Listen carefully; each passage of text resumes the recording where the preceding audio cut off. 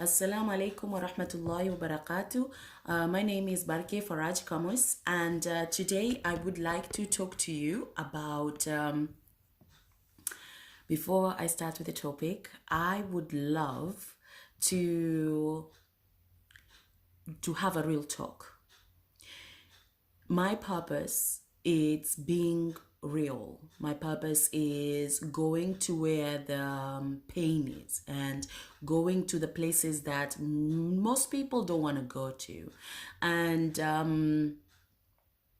this topic or this subject I'm talking about, this point of view that I'm stating and I'm saying, because I've seen clients, I've seen families, I've seen people that is affecting them.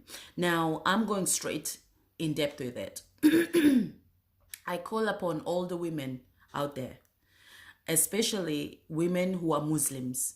Okay, I want you to look at yourself and to stop this business of not seeing yourself you're not worthy, or seeing yourself as desperate.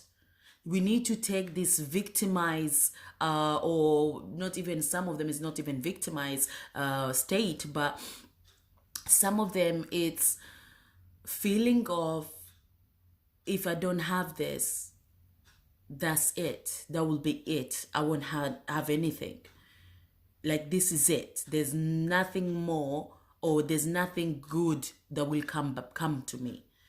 Now you're still victim, but in a way that some of them, they don't even ask or look for people to feel sorry for them. They just hurt inside their homes, or their heart is in the background, but they don't say anything. When you look at them, they're so sad. When you look at them, they're depressed. When you look at them, their actions or the way they live is really not balanced. And this is where my pain comes along. Oh, dear women, dear sisters, I actually feel your pain, but at the same time, I'm the kind of person who believes that Allah brought us in this life and He gave us freedom of choice to do things, but also when the pain, when the hardship, when the poverty, whatever you're going through, whatever challenges that you've been, traumatic experience, whatever it is, I promise you, you go back to God and you seek help. You seek forgiveness for whatever, even though you think you haven't done anything. Your life will be different. I'm saying this. It's not because Barke now has become more religion and now Barke wants us to know. Even when I wasn't wearing my hijab, I used to always say to women, it pains me when there are women who are waiting to be co-wives, where there are women who want to get married no matter what.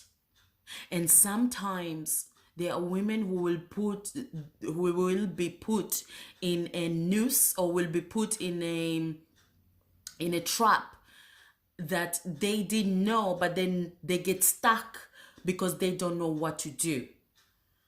I'm talking about you, a woman.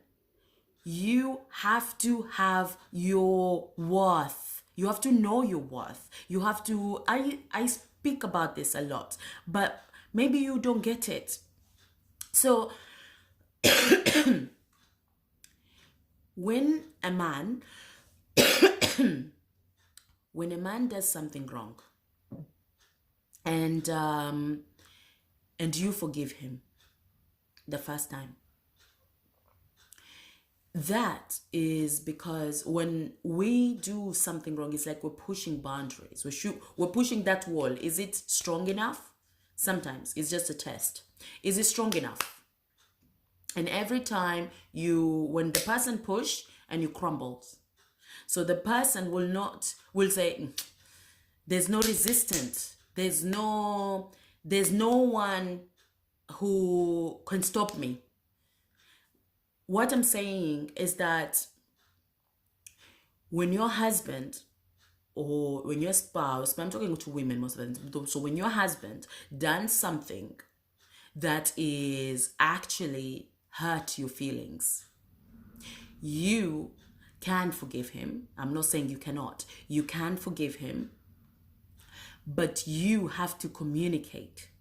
You have to share that please don't do this again, or just share, okay, I appreciate you, I love you, but and no matter love it is or how big the love is, please don't do this, okay? Because what is happening, and this goes both sides, when a woman pushes the boundaries of a man and a man crumbles and just said, okay, fine, you can do more, or you can, I forgive you. And every time they do it again and again and again, until you cannot forgive anymore, because you're just tired. You know this person would say sorry, but they don't mean it. Now, women, most of the time, my biggest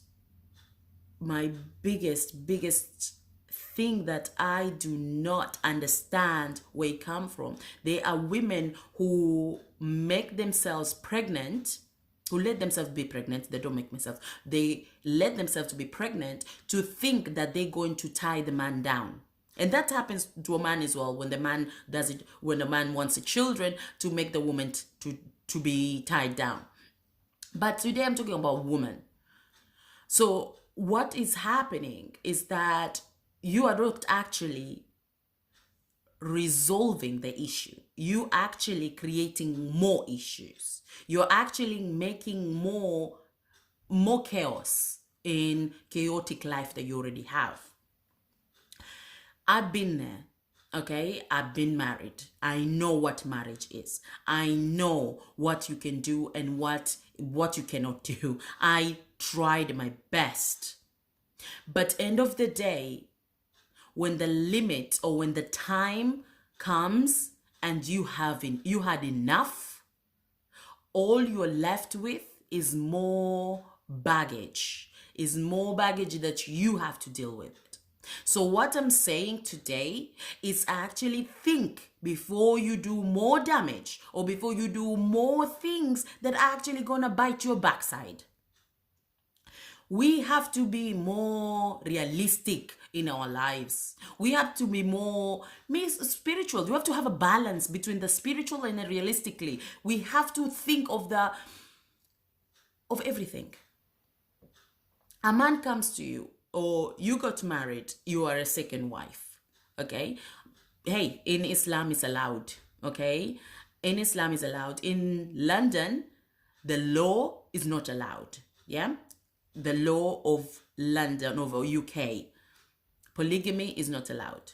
But in Islam, it's allowed. I'm just being honest. I'm being raw as much as I can because I want to help the people who are going through these things, what they're going through.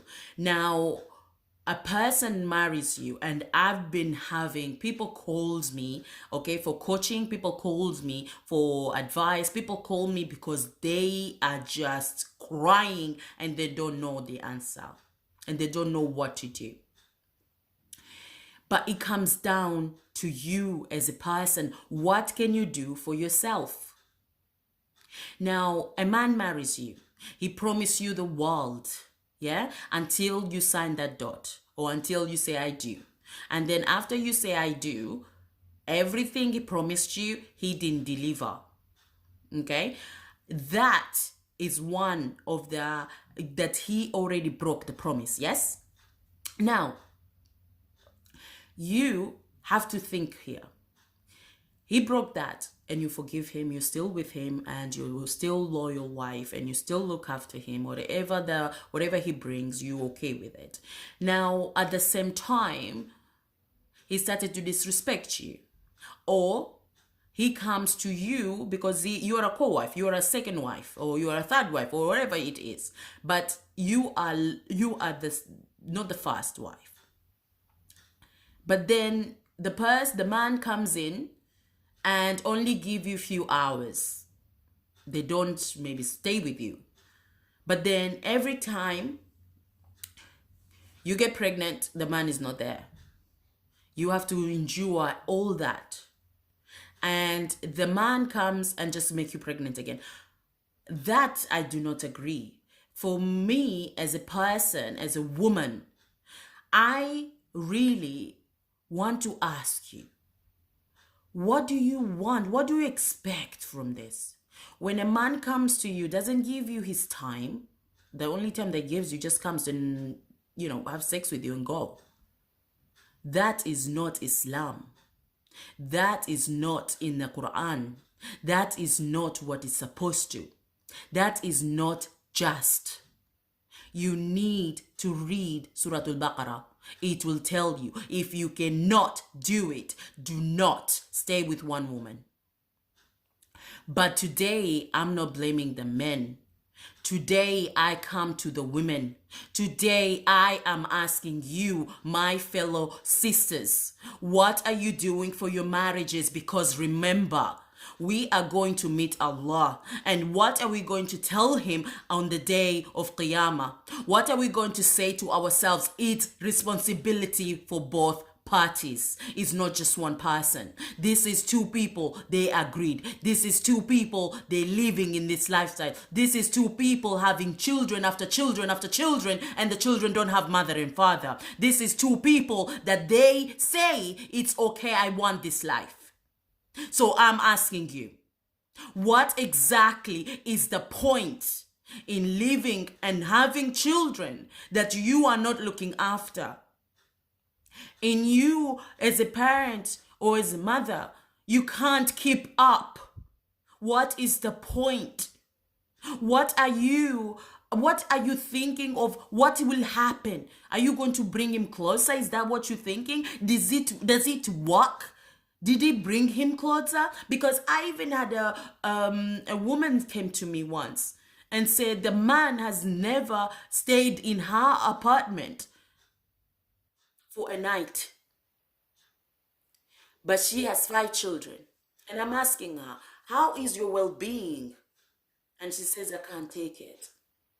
So why are you having more children? Our children are from God.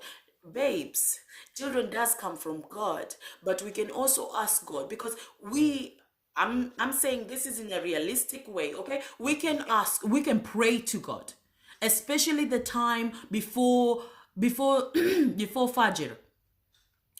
That night, you can wake up at night, ask for tawbah, ask for forgiveness, and also you can ask for anything you want.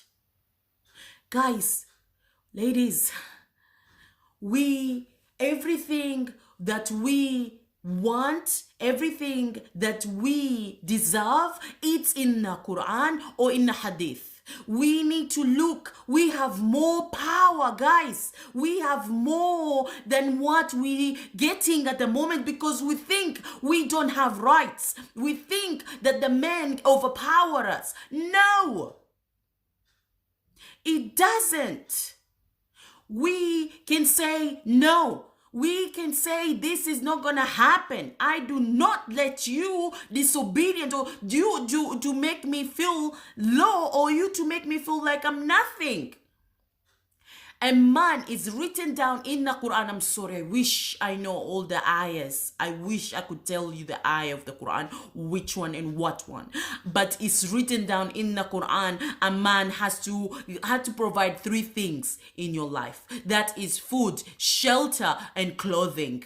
That is written down in the Quran. Okay? When you are in England, I hear this a lot. As a co-wife, or a second wife, or third wife, or fourth wife, whatever it is. Sometimes men get married and they say, you look after you, but I'll be there. So what are you doing? What is the man doing exactly? He just comes and sleeps with you. That's it. How is that justifying? How is that a sunnah? Eh? How is that? How are they going to talk, or how are they going to explain themselves to God? But at the same time, it's us women, we're letting this happen. When a man says to you, I experienced this myself. When a man says to you, I look after you, I pay for this, I do that for you. Yes, it's your obligation. You have to do those things. All I'm saying, do not take crap from a man. Sorry, forgive me for my French. Do not take anything the man tells you to make you feeling like you're nothing.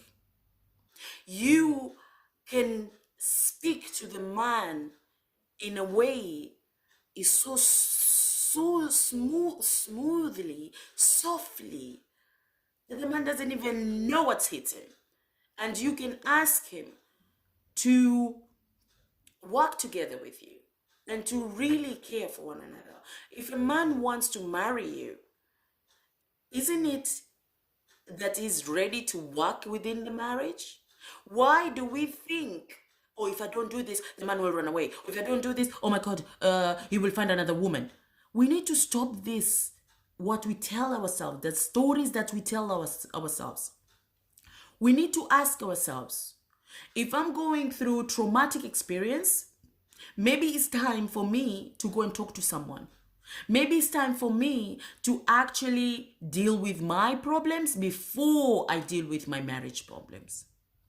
Because in marriage, I promise you, they're going to be good and bad. In marriage, they're going to be some kind of sacrifices between the two people. But it's between the two people. When I was married, I never used to like complaining about my marriage outside. And I don't. Because I believe it's just me and the man and Allah. Allah sees it all. Allah hears it all. So for me, the most important thing is that end of the day, I do what is right for me. I leave the man to do what is right for him. Because tomorrow, that's the only thing that I care about, is standing in front of Allah and explain myself. What did you do for you? What did you do for your marriage? What did you do for your children? Because you can't say it's God's will. Everything is God's will. It's God's will. God won't give you freedom of choice. If it's God's will, God won't give you your brain to think. If it's God's will, God won't give us or let us be as we are here today. So it's all up to you as a person. It's all up to you to make the right choice for you. I would like, to take time out and really think of your action, really think of your life. Take some responsibility. Thank you very much. Please share this video if it's going to help and support you and give you value. And if you'd like to talk, you can send a message, personal message or personal email, barkebioniro@gmail.com. You can subscribe to my channel, and also you can send a message here too. I wish you all the best, and I will see you soon. Take care, everybody.